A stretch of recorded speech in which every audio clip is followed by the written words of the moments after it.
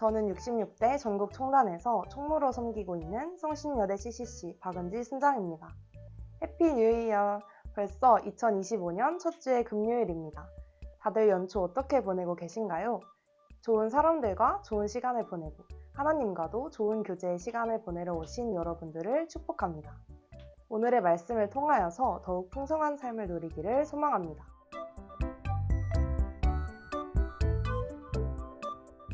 오늘 본문은 아모스의 아들 이사야가 유다와 예루살렘에 대해 계시로 받은 말씀입니다. 1장 1절처럼 이사야는 아모스의 아들이라고 소개되고 있는데요. 이 아모스는 남유다 요아스 왕의 아들입니다. 따라서 이사야는 왕족 출신 남유다의 선지자입니다. 이사야가 사역했던 25년에서 50년의 기간은 유다 주변의 강대국이 흥망성쇠를 거듭하던 격변의 시기였습니다. 두 개로 분열된 이스라엘 왕국은 끊임없이 적들의 침략에 불안한 시대를 보내야 했습니다. 이런 상황에서 이들이 택한 방법은 하나님을 의지하는 것이 아니라 자신을 지켜줄 이방 국가의 힘을 의지하는 것이었습니다. 제사장 나라로서 하나님을 드러내야 하는 남유다에게 외치는 소리가 바로 우리가 읽고 있는 이 성경 이사야입니다. 오늘 말씀의 계시는 이렇습니다. 마지막 때는 여호와의 전이 산이 모든 산 중에 뛰어날 것이고 모든 민족이 그곳으로 모여들 것입니다. 많은 백성들이 그곳으로 가면서 이렇게 고백하는데요. 오라 우리가 여호와의 산에 올라. 오라 우리가 라는 찬양이 떠오르는 말씀입니다. 우리가 여호와의 산에 올라 야곱의 하나님의 전에 이르자. 그가 그의 길을 우리에게 가르치실 것이고 우리는 그 길로 행하리라. 율법은 시온에서부터 나올 것이고 여호와의 말씀이 예루살렘에서 나온다. 하나님이 열방과 백성들을 판결하시리니 나라와 나라가 칼을 쳐서 보습을 만들고 창을 쳐서 낫을 만들고 다시는 서로 치지 않을 것이라 합니다. 여기서 보습은 땅을 일구는 데 사용되는 동기로 성경에서는 평화로운 상태를 의미할 때 종종 사용된다고 합니다. 주님의 나라가 올 때 영원한 평화가 올 것이라는 말씀으로 해석할 수 있습니다. 다음으로는 하나님이 그의 백성, 야곱 족속을 버리신 이유에 대해 나옵니다.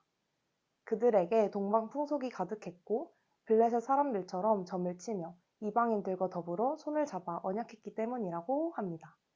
그들의 땅에는 돈, 군마, 병거와 우성도 많아 그들이 만든 것을 경배하며 귀한 자와 천한 자 모두 굴복했으니 그들을 용서하지 말라고 합니다. 백성들은 바위 틈에 들어가 숨어 여호와의 위엄과 광대하심의 영광 앞에서 피하라 합니다. 그날에는 높은 자는 낮아지고 교만한 자는 굴복되고 여호와께서 홀로 높임을 받으실 것이라 합니다. 오늘 말씀에서 이사야는 남유다 백성들에게 그들이 잃어버린 하나님 나라에 대해 말하고 있습니다. 말일에 여호와의 전이 산의 모든 산꼭대기에 굳게 설 것, 모든 작은 산 위에 뛰어날 것, 만방이 그리로 모여들 것 이란 말을 그저 형식적인 표현으로만 묵상하지 않았으면 좋겠습니다. 하나님 나라는 힘이 있습니다. 그 나라는 평화의 나라입니다. 마지막 날에 모든 것이 무너질 때도 영원히 있고 흔들림 없는 나라, 그것이 바로 하나님 나라입니다. 여러분의 마음에도 하나님 나라를 향한 소망이 가득 차 있나요?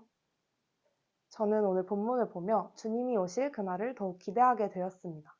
살아가면서 이상기후와 여러 가지 이슈들을 보며 지금이 진짜 마지막 때라는 생각을 자주 했었습니다. 하지만 최근 들어 심각해진 이상기후와 각종 정치, 경제 이슈들을 접하며 마지막 때가 다가오는 것을 더욱 느끼게 되는 것 같습니다. 혼란스러운 상황 가운데에 하나님께서는 왜 이런 상황을 허락하셨는지 뜻을 구하는 기도를 하게 되었습니다. 어쩌면 소망을 잃고 낙심하여 답답한 마음으로 기도했던 것 같습니다. 하지만 오늘 본문을 보며 다시 한번 하나님 나라를 기대하는 마음을 갖게 하셨습니다. 풍선 독자 여러분, 하나님의 나라는 평화가 가득하고 주님의 말씀 안에서 살고 하나님의 통치가 이루어지는 곳입니다. 현재 우리가 있는 이 세상도 하나님의 통치가 이미 시작되었고 하나님께서는 그의 뜻대로 분명히 이루어 가실 것입니다. 말씀으로 분명히 말씀하시는 하나님을 신뢰함으로 하나님의 나라를 기대하며 포기하지 않고 기도로 나아가는 풍선 독자 여러분들이 되기를 소망합니다. 샬롬.